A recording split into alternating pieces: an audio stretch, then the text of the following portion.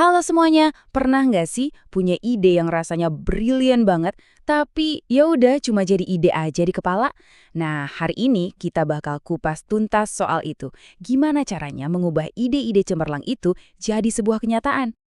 Kayaknya kita semua pernah deh jadi si Harry ini ya kan. Punya ide keren, tapi entah kenapa mandek aja di situ. Kutipan lucu dari kartun The New Yorker ini benar-benar kena banget ke inti masalah yang mau kita bahas.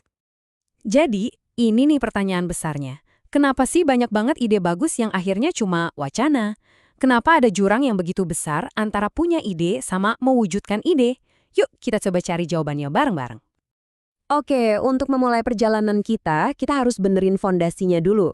Sebelum kita bisa membangun sesuatu yang baru, kita perlu hancurin dulu nih beberapa mitos atau anggapan keliru yang sering banget jadi penghalang kita bahkan sebelum kita sempat melangkah.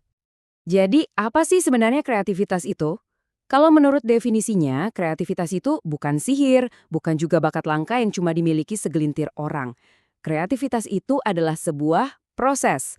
Proses membuat sesuatu yang baru, tapi juga efektif atau berguna. Nah, kata kuncinya di sini bener-bener proses. Seringnya kan kita mikir kreativitas itu kayak, wah, itu cuma buat seniman atau harus nunggu inspirasi turun dari langit kayak petir. Padahal kenyataannya jauh banget dari itu. Kreativitas itu sebenarnya adalah skill buat mecahin masalah dan semua orang bisa punya.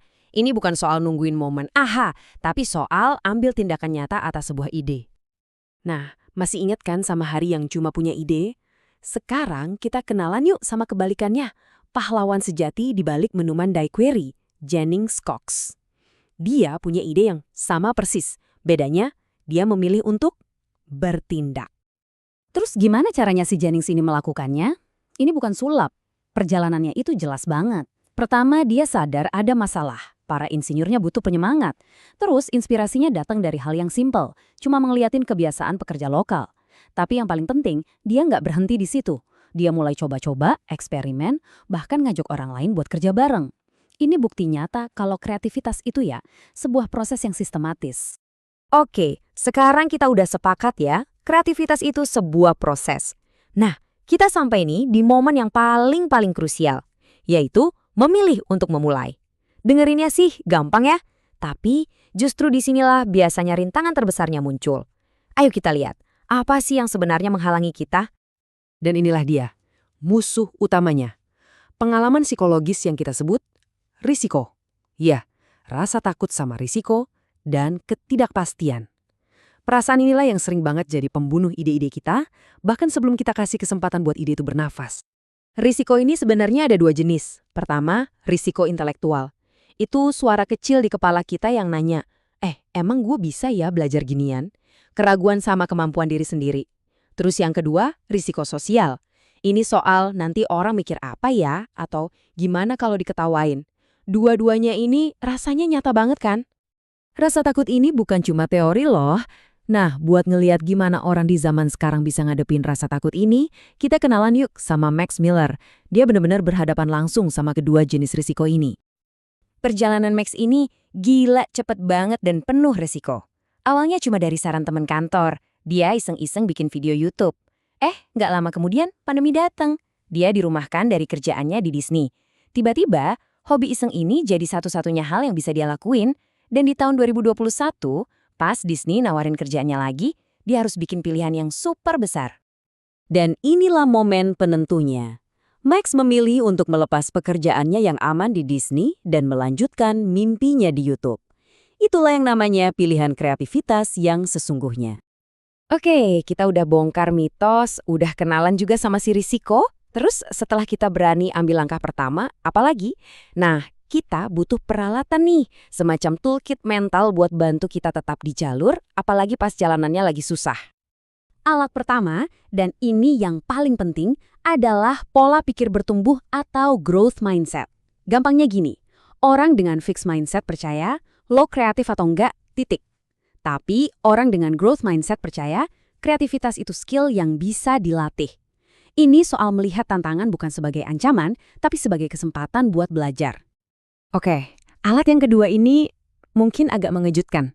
Emosi kita. Gimana kalau kita bilang rasa frustrasi, cemas, atau bahkan penasaran itu bukanlah penghalang? Gimana kalau semua itu sebenarnya adalah informasi? Yep, informasi yang bahkan bisa jadi bahan bakar buat kita. Caranya ada 3 langkah simple. Pertama, sadari perasaannya. Lagi frustrasi, lagi penasaran, akui aja. Kedua, pahami pesannya. Frustrasi ini ngasih tahu apa sih? Mungkin, wah, cara ini gak berhasil. Ketiga, salurkan energinya. Contoh paling keren itu Josephine Cochrane. Dia super frustrasi karena piringnya sering pecah pas dicuci. Dia pakai rasa frustrasinya itu buat ceng-jereng, menciptakan mesin pencuci piring. Emosinya jadi inovasi. Oke, kita udah punya alat-alat internal buat diri sendiri. Tapi perjalanan kreatif ini tuh hampir nggak pernah jadi misi solo. Ternyata orang-orang di sekeliling kita itu perannya penting banget. Kita butuh sedikit bantuan dari teman. Dan yang menarik, kita butuh 2 jenis teman yang berbeda. Ada yang namanya ikatan lemah. Ini tuh kenalan, temannya teman, orang dari bidang lain. Fungsi mereka buat ngasih ide-ide baru dan perspektif yang segar. Terus ada ikatan kuat.